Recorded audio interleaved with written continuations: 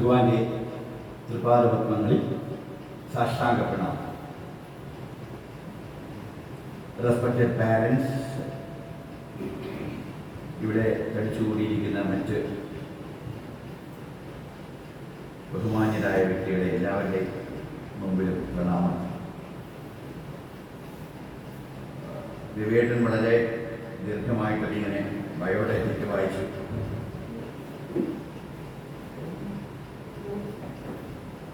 പ്രസക്തമായ ഒരു വിഷയത്തിൽ ധാരാളം അറിവുള്ളവരുമായിട്ടും പ്രത്യേകിച്ച് അച്ഛനമ്മമാരുമായിട്ടും ഒരു ചർച്ച,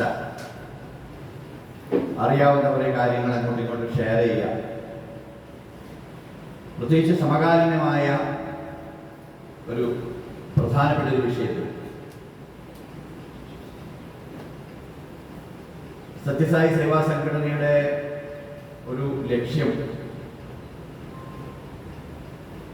സമസ്ത ലോക സുഖിനോ ഭവന്തു എന്നുള്ളത് തന്നെയാണ്. ലോകത്തിന് മുഴുവൻ മംഗളം ഭവിക്കണം. അപ്പൊ ലോകത്തിന് മംഗളം ഭവിക്കാത്തതായിട്ട് എന്തെങ്കിലും സംഭവിച്ചാൽ അത് ഇൻഡയറക്ട്ലി ഓർ ഡയറക്ട്ലി സത്യസായി പ്രവർത്തകരെയും ബാധിക്കുന്നതാണെന്നുള്ള സങ്കല്പം, അറിവ് ഉണ്ടാകുക എന്നുള്ളതാണ് സംഘടനാ പ്രവർത്തകരുടെയും സായി ഭക്തരുടെയും പ്രധാനപ്പെട്ടൊരു ചുമതല. അത് ഉണ്ടാകാറില്ല എന്നുള്ളതും കൂടി ഒരു ദുഃഖസത്യമാണ്. നമ്മുടെ ഈ ലോകത്തിലെ സ്പിരിച്വാലിറ്റിയിലൊക്കെ പോകുന്നവർക്കൊക്കെ അറിയാം, അത് വലിയൊരു മായയാണ്. സ്പിരിച്വാലിറ്റി പറഞ്ഞത് എന്ത് ലക്ഷ്യമിട്ടാണോ നമ്മൾ മുമ്പോട്ട് പോകുന്നത് അത് തന്നെ നമ്മുടെ വളർച്ചയ്ക്ക് തടസ്സമായി നിൽക്കും. അവിടെയാണ് ഏറ്റവും വലിയ പ്രശ്നം. എന്ത് ലക്ഷ്യമിട്ടാണോ നമ്മൾ മുമ്പോട്ട് പോകുന്നത് ആ ലക്ഷ്യമിട്ട് മുമ്പോട്ട് പോകുന്ന അതേ സാധനം നമ്മുടെ വളർച്ചയ്ക്ക് തടസ്സമായി നിൽക്കും. അതാണ് മായ എന്ന് പറയുന്നത്. അതിനെ കണ്ടെത്തുക എന്നുള്ളത് വെരി വെരി ഡിഫിക്കൽട്ട്. എളുപ്പമല്ല. അത് ധാരാളം ആത്മപരിശോധന നടത്തുന്നവർക്ക് മാത്രം സാധിക്കുന്ന കാര്യമാണ്. തൻ്റെ ജീവിതത്തിൻ്റെ മുന്നോട്ടുള്ള പ്രയാണത്തിന് എന്താണ് തടസ്സം എന്ന് മനസ്സിലാക്കുക. ഈ ആത്മപരിശോധന കൊണ്ടാണ് സെൽഫ് ഓഡിറ്റ് എന്ന് നമ്മൾ ഇംഗ്ലീഷിലൊക്കെ പറയും. പക്ഷേ അതെങ്ങനെ ചെയ്യണമെന്ന് അറിയില്ല, അതിനുള്ള അറിവുണ്ടാവണം. അല്ലെങ്കിലോ പിന്നൊരു മാർഗമുള്ളത് വെളിപാട് എന്നൊക്കെ പറയുന്ന പോലെ ഭഗവാന്റെ അനുഗ്രഹത്താൽ നമുക്ക് സ്വപ്നത്തിലോ അല്ലെങ്കിൽ ദിവ്യാനുഗ്രഹത്താൽ സ്വബോധത്താലോ അങ്ങനെയൊക്കെ തോന്നുമ്പോഴാണ് പിന്നൊരു സാധ്യത. അതുകൊണ്ടാകാറില്ല. ഇന്നത്തെ ഈ പ്രസന്റ് ഡേ വേൾഡിൽ നമ്മുടെ സൊസൈറ്റിയിൽ ചുറ്റുപാടുമുള്ള ഈ കാണുന്ന വളരെ വളരെ മൂല്യശോഷണം, എന്താണ് അതിന് ഒരു പരിഹാരം? അതാണ് ഈ ഇന്ന് ചർച്ച ചെയ്യുന്ന വിഷയം, ക്യൂർ ഫോർ കണ്ടംപററി ക്രൈസിസ്. അതായത് ഇപ്പോഴത്തെ ക്രൈസിസ് എന്ന് പറഞ്ഞാൽ അറിയാലോ, ഒരു ഭീഷണി പോലെ, ഒരു പ്രതിസന്ധി. ആനുകാലിക പ്രതിസന്ധിക്ക് എന്താണ് പരിഹാരം? അതാണ് നമ്മുടെ മുമ്പിലുള്ള ചർച്ചാ വിഷയം. പ്രതിസന്ധി എന്താണെന്ന് അറിഞ്ഞാലേ പരിഹാരം നിർദ്ദേശിക്കണം. പക്ഷേ എവിടെ നമ്മുടെ പ്രശ്നം എന്ന് വെച്ച് കഴിഞ്ഞാൽ, പ്രതിസന്ധിയെ കുറിച്ച് ചർച്ച ചെയ്യുന്നവർ പ്രതിസന്ധി മാത്രം പറയുന്നു. പ്രതിസന്ധികളെ കുറിച്ച് ഇങ്ങനെ പറഞ്ഞുകൊണ്ടേയിരിക്കും. ചിലര് സൊല്യൂഷൻസ് മാത്രം പറയുന്നു, പ്രതിസന്ധികളെ കുറിച്ച് അധികം ബോധേടാവാതെ. പക്ഷെ ഭഗവാൻ ശ്രീ സത്യസായി ബാബയുടെ വചനങ്ങൾ ശരിക്കും പഠിച്ചാൽ, മനസ്സിരുത്തി പഠിച്ചാൽ നമുക്കൊരു ഒരു കാര്യം വ്യക്തമാകും. ആനുകാലിക പ്രതിസന്ധിക്ക് പരിഹാരമുണ്ട്. പരിഹാരം ഇല്ല എന്ന് നടിക്കുകയാണ് നമ്മൾ പലരും. പക്ഷെ പരിഹാരം എവിടെ എന്ന് ചോദിക്കുന്നു. അപ്പൊ നമ്മളിന്ന് സാറിവിടെ നേരത്തെ സംസാരിച്ചപ്പോൾ പറയുണ്ടായില്ലേ, മൂല്യശോഷണം, കുട്ടികളുടെ ഇന്നത്തെ സ്ഥിതിയിൽ പോവുകയാണെങ്കിൽ നിങ്ങളെ ഒന്ന് ആലോചിച്ച് നോക്കുക. അടുത്ത ഒരു കുറച്ച് വർഷങ്ങൾക്ക് ശേഷം പക്ഷെ നമ്മളൊക്കെ സംസാരിക്കാൻ പോലും പറ്റാത്തൊരു സിറ്റുവേഷനിലേക്ക് പോകുന്ന ശേഷം ഇങ്ങനെയൊരു സദസ്സ് ഉണ്ടാകുന്നു. പ്രതിസന്ധിയെക്കുറിച്ച് ചർച്ച ചെയ്യാൻ പോലും ഒരു സദസ്സ് ഉണ്ടാകണമെന്നില്ല. ഇവിടെ പ്രത്യേകിച്ച് ഞാൻ പറഞ്ഞ ഈ ഇട്ടാവട്ടെന്നൊക്കെ നമ്മൾ പറയുന്ന ഈ കേരളത്തിൽ അങ്ങനെ പൂർണ്ണമായിട്ടും ദുഷ്ടത അധർമ്മം വർദ്ധിക്കുമെന്നൊന്നും ഞാൻ പറയുന്നില്ല. കാരണം ധർമ്മത്തിനൊരു പ്രോസസ് ഉണ്ട്. അതാണ് യഥാ ധർമ്മശക്ലാനിർഭവതി ഭാരത എന്നൊക്കെ പറയുന്ന ഗീത സന്ദേശം. എവിടെ അധർമ്മം വർദ്ധിക്കുമ്പോൾ അവിടെ ധർമ്മം പുലർത്താനായിട്ട് നമ്മളൊന്നും ശുപാർശയോ പ്രാർത്ഥനയോ ഒന്നും വേണ്ട. പക്ഷേ അതവിടെ പുലരും. എപ്പോഴെന്നുള്ളത് അത് ഈശ്വരൻ, ഗോഡ് സീസ് ദ ട്രൂത്ത് ബട്ട് വെയിറ്റ്സ് എന്നൊക്കെ പറയുന്ന പോലെ അത് ഈശ്വരൻ അതിനെ ഒരു നല്ല മുഹൂർത്തം കണ്ടിട്ടുണ്ട്. പക്ഷെ അപ്പോഴും പ്രശ്നമുണ്ട്. വസുദൈവ കുടുംബകം അല്ലെങ്കിൽ ലോകം മുഴുവൻ ഒന്നാണെന്നുള്ള കാഴ്ചപ്പാടിലാണ് സനാതന ധർമ്മം. ലോകം മുഴുവൻ ഒന്നാണ്. അതിൽ മത ജാതി ഭേദ അല്ലെ കാസ്റ്റ് ഇങ്ങനെയുള്ള യാതൊരു വ്യത്യാസമൊന്നുമില്ല. അധർമ്മം എവിടെ വന്നാലും അത് നമ്മളെ കൂടി ബാധിക്കുന്നതാണെന്നുള്ള ഒരു കൺസെപ്റ്റിലാണ് സനാതന ധർമ്മം. പക്ഷെ നമ്മൾ അപ്പോൾ എന്താ വെച്ചാൽ ചില പോക്കറ്റ്സിൽ അധർമ്മം കൊടികുത്തി വാടി. ഇന്നിപ്പോൾ എത്രയോ രാജ്യങ്ങൾ അറിയാം. നമുക്ക് 100-200 അടുത്ത് രാജ്യങ്ങൾ ഉണ്ട്. ഈ രാജ്യങ്ങളിൽ ചില രാജ്യങ്ങളിൽ ജീവിക്കാൻ പോലും പറ്റാത്ത സിറ്റുവേഷൻ ഉണ്ട്. പോക്കറ്റ്സാണ്. അതേപോലെ ഭാരതം എന്നുള്ള ഈ രാജ്യത്ത് ജീവിക്കാൻ പറ്റാത്ത സ്ഥലങ്ങൾ ഇപ്പോഴും ഉണ്ട്. എനിക്കറിയാം, അട്ടപ്പാടിയിൽ ഒരു 11 കിലോമീറ്റർ ചുറ്റളവില് 11 സ്ക്വയർ കിലോമീറ്റർ ചുറ്റളവില് 25 വർഷമായിട്ട് മഴ പെയ്യാത്ത സ്ഥലങ്ങൾ നമുക്ക് നമ്മുടെ ജില്ല. ഇത് എത്ര പേർക്ക് അറിയാം? എത്ര പേരൊക്കെ കണ്ടിട്ടുണ്ട്?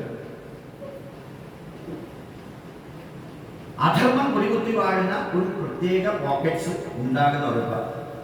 അതിലൊരു പോക്കറ്റ് നമ്മുടെ ഈ കൊച്ചു കേരളം ആകാതിരിക്കാൻ വേണ്ടിയിട്ടാണ് നമ്മൾ ഇത്ര പാടുപെടുന്നത്. അങ്ങനെയൊരു സ്ഥലം ആയിത്തീരാനുള്ള എല്ലാ സാധ്യതകളും ഉള്ളതുപോലെയാണ് ഇന്നത്തെ കേരളത്തിന്റെ പോക്ക് കാണുമ്പോൾ തോന്നുന്നത്. അപ്പൊ അതിനെതിരെ ഇതുപോലുള്ള സംഘടനകളൊക്കെ പ്രവർത്തിച്ചില്ലെങ്കിൽ പിന്നെ ആൾക്കാർ പ്രവർത്തിക്കണം. അതുകൊണ്ടാണ് ഇങ്ങനെയുള്ള സെമിനാറുകളും ഇങ്ങനെയുള്ള ചർച്ചകളും ഒക്കെ വേണ്ടത്. ഇപ്പൊ ഒന്ന് ആലോചിച്ചു, ഇന്നൊരു ഞായറാഴ്ച ഇത്രയും വലിയ പ്രതിസന്ധിയുണ്ട്. ഞാൻ അതിന് കുറേ ദിവസങ്ങളായിട്ട് പറഞ്ഞുകൊണ്ടിരിക്കുകയാണ്. ഇപ്പോൾ പലർക്കും ഇങ്ങനെ ഈ പേപ്പറിലൊക്കെ ഇതൊക്കെ വരുമ്പോൾ ഇന്നലെ ഒരു അമ്മയുടെ കാര്യം വായിച്ചില്ലേ, മനോരമ പേപ്പറിന്റെ ഫ്രണ്ട് പേജിൽ ആ അമ്മ പോലീസിന്റെ മകനെ പിടിപ്പിച്ചു കൊടുത്ത കാര്യം വായിച്ചു. ഇതൊക്കെ പേപ്പറിൽ വായിക്കാനുള്ള കാര്യം മാത്രമാണെന്നാണ് പലരുടെയും ധാരണ. നമ്മുടെ വീട്ടിലൊന്നും വരില്ല എന്ന കാര്യം. ഒരു 10 വർഷം കൂടി കഴിയട്ടെ, അപ്പൊ ഈ വാക്കൊന്നും ആരും പറയില്ല. നമുക്ക് മക്കളുണ്ട്, മക്കളുണ്ട്, ബന്ധുക്കളുണ്ട്. നമ്മുടെ വീട്ടിൽ വേണമെന്നൊന്നുമില്ല. ഈ ലഹരിയോ അല്ലെങ്കിൽ ഇതുപോലുള്ള തോന്നിവാസങ്ങളൊന്നും നമ്മുടെ വീട്ടിൽ വേണമെന്നൊന്നുമില്ല. സമൂഹത്തിലുണ്ടായാലും അതിന്റെ പ്രത്യാഘാതം നമുക്കുണ്ട്. എത്ര ഇന്നസെന്റ് ആണ് മരിക്കുന്നത്, എത്ര ഇന്നസെൻസ് ആണ് മരിക്കുന്നത്. ബസ്സിൽ പോകുന്നില്ലേ, ഡ്രൈവർ ലഹരി അടിച്ചവനായാലും ആരും ബാധിക്കില്ല. അപ്പൊ പലരും അറിയാറില്ല, സായിഭക്തന്മാരെ പ്രത്യേകിച്ച് അറിയാറില്ല. കാരണം ഇതൊക്കെ പ്രാർത്ഥിച്ചാൽ എനിക്ക് ഇതൊന്നും ബാധിക്കില്ല, ഞാൻ പോവില്ല എന്നാണ് വിചാരിക്കും. നമ്മൾ പോകണമെന്നൊന്നുമില്ല, നമ്മൾ ലഹരി അടിക്കണമെന്നില്ല. സമൂഹത്തിൽ എവിടെ ഇത് ഈ പ്രതിസന്ധി ഉണ്ടായാലും അത് ഡയറക്റ്റ്ലി നമ്മളെ ബാധിക്കുന്നതാണ്. അപ്പോൾ പലപ്പോഴും ഇപ്പോൾ നമ്മുടെ ധാരണ ഇതൊന്നും നമുക്കൊന്നും ബാധകമല്ലോ, എന്തിനാ നമ്മളതൊക്കെ കേൾക്കേണ്ട ആവശ്യം എന്നുള്ള ധാരണയാണ് പലരും ധരിച്ചിരിക്കുന്നത്. അങ്ങനെ അല്ല എന്നുള്ളതാണ് വാസ്തവം. ചിന്തിച്ചാൽ മനസ്സിലാക്കും. ചിന്തിക്കുന്നില്ല എന്നുള്ളതാണ് ദുഃഖകരമായ സത്യം. അപ്പൊ ഇന്ന് ഈ വിചിന്തനം നടത്തുമ്പോൾ നമ്മുടെ മുമ്പിലുള്ളത് കുറേ പ്രോബ്ലംസ് ഉണ്ട്, കുറേ സൊല്യൂഷൻസ് ഉണ്ട്. ഏത് പ്രോബ്ലം ആർക്ക് വരുന്നു ആർക്കും പറയാൻ പറ്റില്ല. പക്ഷെ ജനറലൈസ്ഡ് ആയിട്ട് നമുക്കിന്ന് ചർച്ച ചെയ്യേണ്ടത്, നേരത്തെ സാറ് പറഞ്ഞു, 10ാം ക്ലാസ്സിന് മേലെ, അതായത് അഡോളസൻസ് ഏജിലുള്ള കുട്ടികൾക്കാണ് ഇത് ഏറ്റവും കൂടുതൽ ബാധിക്കുന്നത്. നമ്മൾ ഇന്ന് ചർച്ച ചെയ്യുന്നത് അതല്ല. അതൊന്നും കൂടി ശ്രദ്ധിക്കുക. അത് ചർച്ച ചെയ്യുന്നുണ്ട്, പക്ഷെ അതിനേക്കാളേറെ പ്രാധാന്യമുള്ള മറ്റൊരു കാര്യമാണ് നമ്മൾ ഇന്ന് കോൺസെൻട്രേറ്റ് ചെയ്യുന്നത്. എക്സാമ്പിൾ, ഒരു 3 മാസങ്ങൾക്ക് മുമ്പ് എൻ്റെ വീട്ടിലേക്ക് ഒരാൾ വന്നു. അദ്ദേഹം വളരെ ഉന്നതനായ ഒരു ഉദ്യോഗസ്ഥനാണ്. ഒരു ദിവസം ഞായറാഴ്ച രാവിലെ വന്നു. ജോലി ചെയ്യുന്ന ആളാണ്. പാലക്കാട് തന്നെ നല്ല വലിയ ഒരു ഉന്നത ഉദ്യോഗസ്ഥനാണ്. ഒരു ദിവസം അദ്ദേഹം എൻ്റെ വീട്ടിൽ വന്നു. ഞാൻ ഇദ്ദേഹത്തെ പലപ്പോഴും വെളിയിൽ വെച്ചൊക്കെ കണ്ടിട്ടുണ്ട്, പക്ഷേ എവിടെയാണെന്ന് എനിക്ക് അറിയില്ല. വീട്ടിൽ വന്നിട്ട് എന്നോട് പറഞ്ഞു, സാറ് എന്നോട് കുറച്ച് സംസാരിക്കണം, ഒരു അരമണിക്കൂർ എനിക്ക് സമയം തരുമെന്ന്. ശരി, വരുമെന്ന് പറഞ്ഞു. വീട്ടിലിരുന്ന് അദ്ദേഹം സംസാരിക്കാൻ തുടങ്ങി. അപ്പം അദ്ദേഹം പറഞ്ഞു, സാറ് കൗൺസിലിംഗ് ഒക്കെ ചെയ്യുന്ന ആളല്ലേ, എനിക്ക് എൻ്റെ മകനെ ഒന്ന് കൗൺസിലിംഗ് ചെയ്യണം എന്ന് പറഞ്ഞു. ഞാൻ യെസ് എന്ന് പറഞ്ഞു. ശരി, ചെയ്യാം. അപ്പോഴാണ് അദ്ദേഹം പറയുന്നത്, സാർ മകന് 21 വയസ്സായി എന്ന് പറഞ്ഞു. അപ്പോൾ ഞാൻ പറഞ്ഞു, അതെനിക്ക് അത്ര പരിചയമില്ല, മേഖലയല്ല. 21 ഞാൻ അങ്ങനെ ഒരു ക്ലിനിക്കൽ സൈക്കോളജിസ്റ്റ് ഒന്നുമല്ല, പക്ഷെ ധാരാളം സൈക്കോളജി പഠിച്ചിട്ടുണ്ട്, ധാരാളം കുട്ടികൾക്ക് കൗൺസിലിംഗ് കൊടുക്കുന്നുണ്ട്. പക്ഷെ 21 വയസ്സായ ഒരു കുട്ടിയോട് സംസാരിക്കാൻ തക്ക വൈദഗ്ധ്യം എനിക്കുണ്ടെന്ന് ഞാൻ തോന്നുന്നില്ല. പിന്നെ പറഞ്ഞു, എന്നാ സാറ് പറയൂ എന്താണ് കാര്യം എന്ന് പറഞ്ഞു. അപ്പൊ അദ്ദേഹം പറഞ്ഞു, അദ്ദേഹത്തിന്റെ മകൻ +2 വരെ വളരെ വളരെ നന്നായിട്ട് പഠിച്ചതാണ്. 17 വയസ്സിൽ കഴിയുമ്പോഴേക്കും വളരെ ഗംഭീരമായിട്ട് പഠിച്ചതാണ്. എല്ലാത്തിനും ക്ലാസ്സിൽ ഫസ്റ്റ്. +2 കഴിഞ്ഞിട്ട് അദ്ദേഹത്തിന് മകനെ ഡോക്ടറാക്കണമെന്ന് ആഗ്രഹം. അങ്ങനെ ഈ മകനെയും കൊണ്ട് അദ്ദേഹം ഒരു കോളേജിൽ പോയി മെറിറ്റ് സീറ്റ് കിട്ടിയില്ല. അപ്പൊ അദ്ദേഹം ഉള്ള സ്വന്തം ലോണും ഒക്കെ എടുത്ത് 16 ലക്ഷം രൂപ ഡൊണേഷൻ കൊടുത്ത് മെഡിക്കൽ സീറ്റ് വാങ്ങിച്ചു. സീറ്റ് വാങ്ങിച്ചിട്ട് ചേർത്ത് മകൻ എന്തൂസിയാസ്റ്റിക് ആയിട്ട് പഠിക്കാൻ തുടങ്ങി. പക്ഷേ ഒരു 6 മാസം കഴിഞ്ഞപ്പോൾ മകനിൽ നിന്ന് ഫോൺ വരുന്നില്ല. ഹോസ്റ്റലിൽ എടുത്തില്ല പഠിക്കുന്നത്. മകനിൽ നിന്ന് ഫോൺ വരുന്നില്ല, വീട്ടിലേക്ക് അധികം വിളിക്കുന്നില്ല, എന്താ കാര്യം എന്നൊക്കെ ചോദിച്ചു. അതിലെ പഠിത്തത്തിന്റെ ശ്രദ്ധ കൂടുതലായതുകൊണ്ടാണെന്നൊക്കെ പറഞ്ഞു. പക്ഷെ ക്രമേണ ഒരു ടീച്ചേഴ്സ് വിളിക്കാൻ തുടങ്ങി, പ്രിൻസിപ്പൽ വിളിക്കാൻ തുടങ്ങി, മകൻ ക്ലാസ് അറ്റൻഡ് ചെയ്യുന്നില്ല. അപ്പോൾ പോയി നോക്കിയപ്പോൾ ഇവൻ 2-3 പേരുടെ കൂട്ടായ്മയിലാണ് പെട്ടിരിക്കുന്നത്. ഇപ്പം ലഹരിയൊന്നുമില്ല. പിന്നെ എന്താ ഇവന്റെ വാതിലിരിക്കുന്ന പ്രശ്നം എന്ന് പറഞ്ഞ് നോക്കിയപ്പോൾ എപ്പോൾ നോക്കിയാലും, ചുരുക്കി ഞാൻ പറയണം, എപ്പോൾ നോക്കിയാലും അത് കണ്ടുപിടിച്ച് കുറേ ബുദ്ധിമുട്ടില്ല. എപ്പോൾ നോക്കിയാലും മൊബൈലാണ്. മൊബൈൽ അഡിക്ഷനാണ് പെട്ടിരിക്കുന്നത്. അതിൻ്റെ ലഹരി തന്നെയാണ് ഡി അഡിക്ഷൻ. നിങ്ങളൊരു പക്ഷേ ബാംഗ്ലൂരും മെഡ്രാസൊക്കെ പോയി ഞാൻ ഇഷ്ടംപോലെ കണ്ടിട്ടുണ്ട്. Mobile de addiction centre, internet de addiction centre എന്നൊക്കെ പറഞ്ഞ് ഇഷ്ടം പോലെ ഉണ്ട്. അല്ലാതെ നമ്മുടെ മദ്യം മയക്കുമരുന്ന് ഡി അഡിക്ഷൻ മാത്രമല്ല, ഇതിനൊക്കെ ഡി അഡിക്ഷൻ സെൻറ്റേഴ്സൊക്കെ തുടങ്ങിക്കഴിഞ്ഞു. ഈവൻ കേരളത്തിൽ പല സ്ഥലത്തുണ്ട്. അപ്പോൾ അങ്ങനെ ഒരു ഇതിന് അഡിക്ഷനായി പോയി ക്ലാസ് എടുക്കില്ല. അപ്പോൾ ആദ്യമായിട്ട് അച്ഛൻ പോയി മോനെ എന്നൊക്കെ വിളിച്ചു. വളരെ സ്നേഹത്തിലുള്ള മോനായിരുന്നു. പറഞ്ഞപ്പോൾ അച്ഛൻ അത് എനിക്ക് പരീക്ഷ എഴുതാൻ പറ്റില്ല. ഒറ്റ അപ്പോൾ ഇയാൾ ഞെട്ടി. ഇതുവരെ മകൻ ഇങ്ങനെ പറഞ്ഞിട്ടില്ല, ലൈഫ് ഫസ്റ്റ് ടൈം. അപ്പോൾ അദ്ദേഹം വേഗം ഇതൊക്കെ അദ്ദേഹം പറഞ്ഞത് എന്നോട്. എന്നിട്ട് വീട്ടിലേക്ക് കൂട്ടിക്കൊടുത്തു. അമ്മ ഡോക്ടറാണ്. അപ്പോൾ അച്ഛനും അമ്മയും കൂടിയിട്ട്, അമ്മ കുറച്ചുകൂടി സ്ട്രിക്റ്റ് ആയിട്ട് പറയും, ഡോക്ടർ ഭാഷയിൽ പറയും. അപ്പോൾ അമ്മയുടെ അടുത്ത് തട്ടി കയറിയൊക്കെ ചെയ്തു. ചുരുക്കത്തിൽ എന്തുണ്ടായോ, ഫസ്റ്റ് ഇയർ പരീക്ഷ എഴുതാൻ പോയില്ല. എപ്പോൾ നോക്കിയാലും മുറിയിൽ അടച്ചിരുന്ന് മൊബൈൽ നോക്കി പഠിക്കും. അപ്പോൾ അമ്മ ഭക്ഷണം കഴിച്ചാൽ വിളിക്കാറുണ്ട്. എപ്പോഴും വന്നാലായി ആ ലെവലായി കഴിഞ്ഞപ്പോൾ ഫസ്റ്റ് ഇയർ കഴിഞ്ഞപ്പോൾ ടീച്ചേഴ്സിൻ്റെ അടുത്ത് പ്രിൻസിപ്പലിൻ്റെ അടുത്ത് ലെറ്റർ വന്നു, മകനെ സെക്കൻഡ് ഇയറിലേക്ക് പ്രവേശിക്കണമെങ്കിൽ അവൻ പരീക്ഷ എഴുതാതെ പറ്റില്ല, അപ്പോൾ അവൻ 1 വർഷം നഷ്ടമാവും, അതുകൊണ്ട് സോറി എന്ന് പറഞ്ഞിട്ട് ഇത് 16 ലക്ഷം രൂപ കൊടുത്തിട്ടാണ് ചേർത്തിരിക്കുന്നത്. അദ്ദേഹം കരഞ്ഞോണ്ട് അപ്പോഴേക്കും അയാൾ പൊട്ടി കരഞ്ഞോണ്ട്, ഇത്രയും പറയുമ്പോഴേക്കും അയാൾ പൊട്ടി കരഞ്ഞു. സാറേ, ഇല്ലാത്ത പൈസ ഞാൻ കടം വാങ്ങിയിട്ട് ബ്ലേഡിൽ ലോൺ എടുത്തിട്ട് 2 ലക്ഷം രൂപ കൊടുത്ത് പ്രിൻസിപ്പലെ ഒന്ന് സമാധാനിപ്പിച്ചു. എന്തിന്? ഇവരെ മകനെ അടുത്ത വർഷം ഇരുത്താൻ 2 more lakhs കൊടുത്തു. എന്താ പോകണ്ടേ? ക്ലാസ് കൊടുക്കണോ? ഒഴും പോയില്ല. 2 ലക്ഷം കൊടുത്തിട്ടും പോയില്ല മകൻ. അപ്പോൾ അമ്മ ഒരു ദിവസം അമ്മ ഇവനപ്പോ ഫോൺ ഇങ്ങനെ നോക്കിക്കൊണ്ടിരിക്കുക. ഇതൊന്നും ബോധയുടെ ലെവൽ എന്താണ് പറയുന്നത്.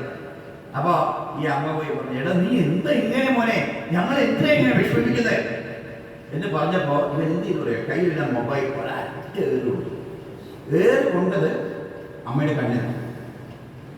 അമ്മ ഇവിടെ മാസങ്ങളോളം അഡ്മിറ്റഡായി. കാഴ്ച കുറച്ച് തിരിച്ചു കിട്ടി, മാസങ്ങളോളം അഡ്മിറ്റഡായി. അപ്പോൾ പിന്നെ അവൻ വയലൻ്റ് ആവാൻ തുടങ്ങി. അപ്പോൾ എനിക്ക് അയാൾ പറയുന്നത്, സർ ഈ സിറ്റുവേഷനിൽ ഞാൻ എന്ത് ചെയ്യും? ഇതാണ് സിറ്റുവേഷൻ. അപ്പോൾ ഞാൻ ആദ്യം പറഞ്ഞ സത്യമാണെന്ന് എനിക്ക് മനസ്സിലായി. ഇവനെ കൈകാര്യം ചെയ്യാൻ എന്നെ കൊണ്ട് പറ്റില്ല, എനിക്ക് കൂടി ഏറെ കിട്ടും, അത്രേ ഉണ്ടാവും. അപ്പോൾ ഞാൻ പറഞ്ഞത് സൈക്യാട്രിസ്റ്റിനെ അല്ലെങ്കിൽ അവരെയൊക്കെ കാണിക്കേണ്ട ലെവലിലേക്ക് എത്തിക്കഴിഞ്ഞു, എനിക്കൊന്നും ചെയ്യാൻ പറ്റില്ല സാർ. അപ്പോഴാണ് ഒരു അച്ഛനായിരുന്നെങ്കിൽ അദ്ദേഹം പറഞ്ഞത്, സാർ സത്യം ഞാൻ പറയാം, ഞാൻ വന്നത് ഇവനെ കുറിച്ച് സംസാരിക്കാനല്ല സാർ. ഞാൻ വന്നത് എന്താ അറിയോ? എൻ്റെ ഈ ദുഷ്ടനായ മകൻ ചത്തൊടുക്കിക്കോട്ടെ, അവൻ ചാവാനാണ് ഇപ്പൊ ഞാൻ പ്രാർത്ഥിക്കുന്നത്. അവനെനിക്ക് വേണ്ട, അവൻ ചാവണം. പക്ഷെ എൻ്റെ മോളുണ്ട്, അവൾ 9ാം ക്ലാസ്സിലാണ് പഠിക്കുന്നത് സാർ. അവളും ഇവനെ കണ്ട് വളരുന്നുവോ എനിക്കെന്തൊരു സംശയം. അവളും മൊബൈലിലേക്ക് പോകുമ്പോൾ എനിക്ക് സംശയം. സാർ എൻ്റെ മോളെ ഒന്ന് രക്ഷിക്കണം. നമ്മളെ കാല് പിടിക്കാനായിട്ട് കരഞ്ഞുകൊണ്ട് വന്നു. ഞാൻ പറഞ്ഞു, അമ്മ വീട്ടിലുണ്ടോ? അമ്മയുണ്ട്, നിങ്ങൾ രണ്ടുപേരും കൂടിയിട്ട് മോനിക്ക്. അപ്പം നമ്മുടെ അവിടെ സമിതി, സായി സമിതിയുണ്ട് അവിടെ. ഞാൻ പറഞ്ഞു, ഇവിടെ സമിതിയൊക്കെ അറിയുന്നതല്ലേ, നിങ്ങൾ മോളെ കൂടി സമിതിയിൽ വരും, ഭജനയ്ക്ക് വരും. ഇവിടെ യുവജനങ്ങൾക്കായിട്ട് ധാരാളം പരിപാടികൾ നടക്കുന്നുണ്ട്. ചെറുപ്പക്കാർക്ക് പിന്നെ ബാലവികാസം, ഇങ്ങനെയൊക്കെ ധാരാളം പ്രഭാഷണങ്ങളും വരുന്നത്. ഇതിനൊക്കെ വെറുതെ വരും, ഒന്നും പറയണ്ട, കുട്ടികളായിട്ട് പറയരുത്. Just come for attend this. ഒരു തവണ വന്നിട്ടോ പിന്നെ വന്നില്ല. മകള് ഡിനേ ചെയ്തെന്നാണ് എനിക്ക് തോന്നുന്നത്. അപ്പോഴേക്കും കമ്പൽഷൻ ഇല്ലായിരുന്നു.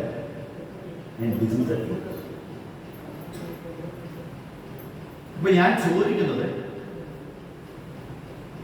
വളരെ നന്നായിട്ട് 12ാം ക്ലാസ് വരെ പഠിക്കുന്ന കുട്ടികളിൽ അഭിമാനം കൊണ്ട് നമ്മളിങ്ങനെ നിൽക്കുമ്പോൾ നമ്മുടെ മക്കൾ ഇതിനൊന്നും പോവില്ല എന്നുള്ള ഉറച്ച വിശ്വാസമുള്ളവര് എത്ര പേരുണ്ട്? ഞാൻ പലപ്പോഴും നിങ്ങളാരും കൈപ്പൊക്കാൻ വേണ്ടിയിട്ട് ഞാൻ ഒരു ചോദ്യം ചോദിക്കില്ല കേട്ടോ, പ്ലീസ്. ഞാൻ കുറേ ചോദ്യങ്ങൾ ചോദിച്ചു എന്ന് വരും. അതിൻ്റെ ഇടയിൽ ചോദ്യങ്ങൾ ചോദിക്കുമ്പോൾ ആരും കൈ പൊക്കരുത്. പൊക്കുന്നത് ഉള്ളിൽ മനസ്സിൽ പൊക്കണമെങ്കിൽ പൊക്കാം, അല്ലെങ്കിൽ താഴ്ത്താം. പക്ഷെ കൈ പൊക്കരുത്. ഫിസിക്കലായിട്ട് കൈ പൊക്കാൻ വേണ്ടി ഒരു ചോദ്യം ഞാൻ പാരൻസിനോട് ചോദിക്കാറില്ല, കുട്ടികളോട് ചോദിക്കാറില്ല, ഇഷ്ടംപോലെ പാരൻസിനോട് ചോദിക്കാറില്ല കേട്ടോ. അപ്പോൾ അഥവാ പൊക്കണമെന്നുണ്ടെങ്കിൽ നിങ്ങൾ ഹൃദയത്തിൽ അല്ലെങ്കിൽ മനസ്സാലെ പൊക്കിക്കോളൂ. അപ്പോൾ നമ്മുടെ കുട്ടികൾക്ക് എത്രത്തോളം കെയർ കൊടുക്കുന്നു, ഈ കുട്ടിയെ എന്ത് ചെയ്യാൻ പറ്റും? എന്ത് ചെയ്യാൻ പറ്റും? നമുക്ക് ഈ 12, 17, 18, 21 വയസ്സായ ഒരു കുട്ടിയെ എന്ത് ചെയ്യാൻ പറ്റും? ഞാൻ പറയുമ്പോൾ കുറച്ച് കൂടുതലാണെന്ന് തോന്നരുത്. അതായത് ഞാനത് ക്രൂരമായ ഭാഷ ഉപയോഗിക്കുന്നതെന്ന് തോന്നരുത്. പക്ഷെ നിങ്ങളൊന്ന് ആലോചിച്ചു, പേ പിടിച്ചാൽ പറ്റിയെ പിന്നെ എന്താ ചെയ്യാൻ പറ്റും?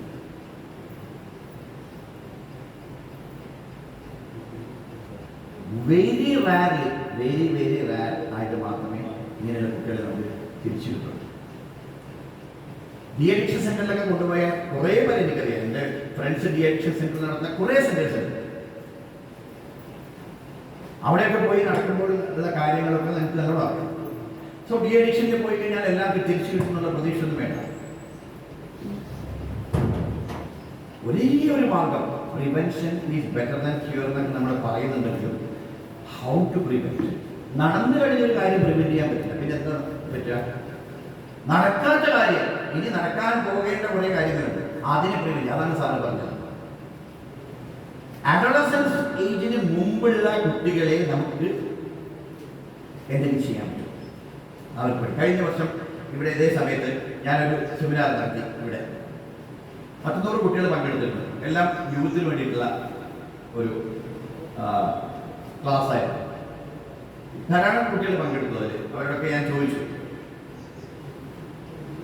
ഇതായിരുന്നു ഓപ്ഷൻ. പക്ഷെ നല്ല കുട്ടികളെ ഇങ്ങനെയുള്ള സെമിനാറിനൊക്കെ വരുള്ളൂ.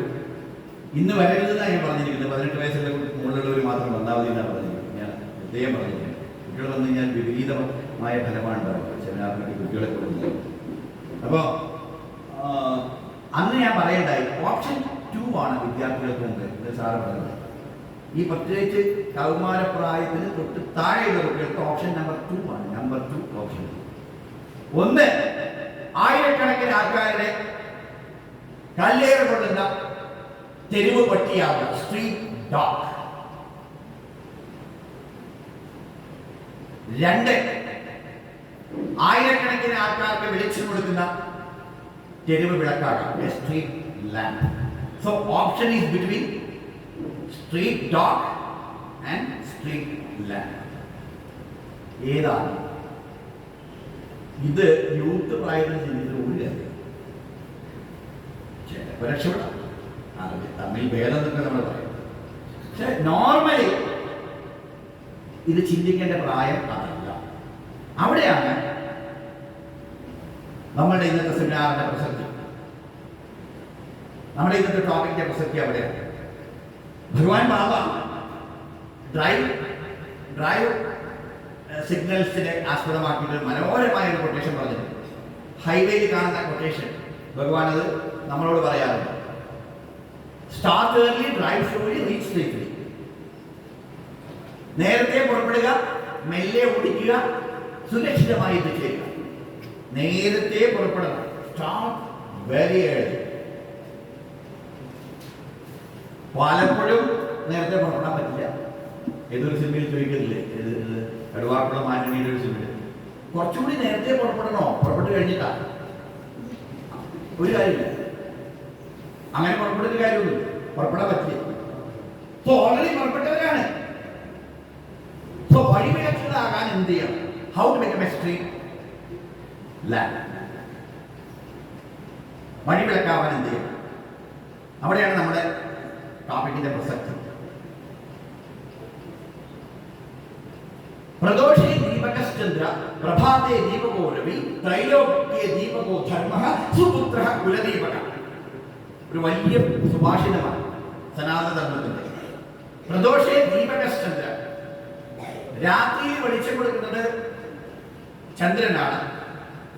പ്രഭാതേ ദീപകോ രവി, പകൽ വെളിച്ചം കൊടുക്കുന്നത് സൂര്യനാണ്. മൂന്ന് ലോകങ്ങൾക്കും വെളിച്ചം കൊടുക്കുന്നത് ധർമ്മമാണ്. അങ്ങനെയുള്ള ഒരു സുപുത്രൻ കുലത്തിന് മുഴുവൻ ധർമ്മം കൊടുക്കുന്നവനാണ്. അതാണ് സുപുത്രഃ കുലദീപക. കുട്ടികളുടെ അടുത്ത് നമ്മൾ പറയുന്നതാണ്, can you become the street lamp or street light? No sir, I cannot become. Can you become a sun? No. സൂര്യനാവാൻ പറ്റില്ല, ചന്ദ്രനാവാൻ പറ്റില്ല. പിന്നെ എന്താവാനാ പറ്റുക? ഒരു മെഴുകുതിരി ലാമ്പ്. മഹാന്മാര് പറയുന്നത് ഈവൻ അതുപോലും വേണമെന്നില്ല. Can you become a firefly? Firefly എന്ന് പറഞ്ഞാൽ മിന്നാമിന്നി. കുട്ടികളോടൊക്കെ ഞാൻ സംസാരിക്കുന്നത്, can you in this world of darkness, ഇപ്പൊ നമ്മൾ നേരത്തെ പറഞ്ഞ പോലെ എവിടെ നോക്കിയാലും ഇരുട്ട്, in this world of darkness can you find your own little corner? നിനക്ക് നിന്റേതായ ഒരു കോർണർ കണ്ടെത്താൻ സാധിക്കുമോ? In that little corner, ആ കോർണറിൽ can you shine? ഒരു ഒരാൾക്കൊരു ഇരുട്ടത്തെ ഒരു മിന്നാമിനിയെ വിളിച്ചിട്ട് ഒരു പേജിൽ ഇട്ട് കഴിഞ്ഞാൽ അവിടെ ഒരക്ഷരം വായിക്കാം. 2 മിന്നാമിനിയായാൽ 2 അക്ഷരം വായിക്കാം. 3 മിനിറ്റ്. അപ്പൊ ഒരു 10-30 പേരുണ്ടാവുമ്പോ അവിടെ വേറെ മെഴുകുതിരി വേണ്ട, വേറെ വഴിവിളക്ക് വേണ്ട. അവിടെയാണ് യൂണിറ്റി ഈസ് സ്ട്രെങ്ത് എന്ന് പറയുന്നത്. അപ്പൊ I will shine at my little corner, you shine at your. അവിടെയാണ് നമ്മുടെ മക്കളുടെ ഭാവി നിശ്ചയിച്ചിരിക്കുന്നത്. Can they find a little corner to shine? അതായത് വിളക്കു കൈവശമുള്ളവനെന്നും വിശ്വം ദീപമയം. നമ്മുടെ കവി പറഞ്ഞതാണ്, വിളക്ക് കൈവശമായിരിക്കും. അങ്ങനെയുള്ളവനെ ഇരുട്ടിനെ കാണാൻ പറ്റില്ല. ഇരുട്ടന്വേഷിച്ചിട്ട് വിളക്ക് കൊടുത്തിട്ട് പോയാൽ ഇരുട്ട് കാണാൻ പറ്റുമോ? ഒരിക്കലും. Wherever they go, others also find a light. അവിടെയും പ്രകാശം. അപ്പൊ എല്ലാ സ്ഥലത്തേക്കും പ്രഭ ചൊരിയുന്ന, പ്രകാശം ചൊരിയുന്നവനായി മാറാൻ നമ്മുടെ കുട്ടികൾക്ക് എന്ത് ചെയ്യാൻ പറ്റും എന്നുള്ളതാണ് നമ്മുടെ പ്രസക്തമായ വിഷയം. അതിനെന്ത് ചെയ്യണമെന്ന് എന്നുള്ളതാണ് നമ്മുടെ വിഷയം. അപ്പൊ ഇനി ആ വിഷയത്തിലേക്ക് കടക്കുന്നതിന് മുമ്പേ നിങ്ങളുടെ വിചിന്തനത്തിനായിട്ട് ഒരു 5 ഷോർട്ട് സ്റ്റോറീസ് ഞാൻ പറയും. വ്യത്യസ്തമായിട്ടുള്ള 5 ഷോർട്ട് സ്റ്റോറീസ്. ഓരോന്നിന്റെയും എസൻസ് നിങ്ങൾ പിന്നീട് പറഞ്ഞാലും മതി. എപ്പോഴെങ്കിലും നമ്മൾ അതിൻ്റെ ഇടയിൽ സംസാരിക്കും. Please listen carefully. ഈ ഷോർട്ട് സ്റ്റോറീസ് ഒരു പ്രത്യേക ഒരേപോലത്തെ ഷോർട്ട് സ്റ്റോറി, ഓരോന്നും ഡിഫറെൻ്റ് ആയിട്ടുള്ള ടോപ്പിക്കാണ്. പക്ഷെ എല്ലാത്തിൻ്റെയും അടിസ്ഥാന ഒരു സാധനമുണ്ട്, അത് പിന്നീട് പറയാം. ഓക്കെ, ആദ്യത്തെ ഒരു അനക്ഡോട്ടാണ്. അനക്ഡോട്ട് എന്ന് പൂർണ്ണമായിട്ട് പറയാൻ പറ്റില്ല, അത് ഏതാണ്ട് നടന്നതുമാണ്. കേരളത്തിൻ്റെ നമ്മുടെ തലസ്ഥാന ജില്ലയായ തിരുവനന്തപുരത്ത് കുറേ വർഷങ്ങൾക്ക് മുമ്പേ, ഒരു 10 വർഷങ്ങൾക്ക് മുമ്പ് നടന്നൊരു സംഭവം കുറച്ച് അതിൽ നമ്മൾ കൂട്ടിച്ചേർത്തിട്ടുണ്ട്. 2 അമ്മമാര് കോടതിയിൽ ഫൈറ്റ് ചെയ്ത ഒരു സംഭവം. 2 അമ്മമാര് കോടതിയിൽ ഫൈറ്റ് ചെയ്യാനുള്ള കാരണം എന്താണെന്ന് വെച്ചാൽ, അതിൽ ഒരമ്മയുടെ കംപ്ലൈന്റ്, ഒരമ്മയാണ് കേസ് കൊടുത്തിരിക്കുന്നത്. ഒരമ്മയുടെ കംപ്ലൈന്റ് എന്താണെന്ന് വെച്ചാൽ, മറ്റേ അമ്മ തൻ്റെ മകനെ വശീകരിച്ചെടുത്തിരിക്കുന്നു. ഇതാണ് കംപ്ലൈന്റ്. ഇതെങ്ങനെ മാച്ച് ആവും? അപ്പൊ അതിന്റെ വിശദീകരണം എങ്ങനെയാണ്? ഈ കേസ് കൊടുത്ത അമ്മ ഒരു സൊസൈറ്റി ലേഡിയാണ്. മീൻസ് ധാരാളം ജോലികൾ സൊസൈറ്റിയിൽ ഏറ്റെടുക്കുന്നവരാണ്. അപ്പൊ സൊസൈറ്റിയിലൊക്കെ ധാരാളം സേവനങ്ങൾ ചെയ്യുന്നുണ്ട്. അവർ വീട്ടിലെത്തുമ്പോൾ പലപ്പോഴും ലേറ്റ് ആവും. അവർക്ക് 18 വയസ്സായ ഒരു മകനുണ്ട്. ഈ മകൻ ഇവര് വീട്ടിൽ വരുമ്പോഴേക്ക് മോള് കിടക്കുന്നുണ്ടാവും. അപ്പോ മോളിൽ കിടന്നിട്ട് കുശുകുശുണ്ടാവും ഫോണിൽ. ഈ കുശുകുശു സംസാരിക്കില്ല. ഞാൻ ഇതിടക്ക് എറണാകുളത്തേക്ക് പോകുമ്പോൾ ഒരു പെൺകുട്ടി KSRTC ബസ് സ്റ്റാൻഡിൽ, ഞാൻ ബസ്സിലധികം പോകാറില്ല, അതുകൊണ്ട് പേര് കയറിയിരുന്നതാ, മിന്നൽ ബസ്സിലാണ് പോയത്. അങ്ങനെ സൂപ്പർ ഫാസ്റ്റ് അതിൽ പോയപ്പോൾ പാലക്കാട് നിന്ന് സംസാരിക്കാൻ തുടങ്ങിയതാണ് മൊബൈലിൽ. എൻ്റെ തൊട്ട് മുമ്പിൽ എറണാകുളത്ത് അവർ നിർത്തിയില്ല.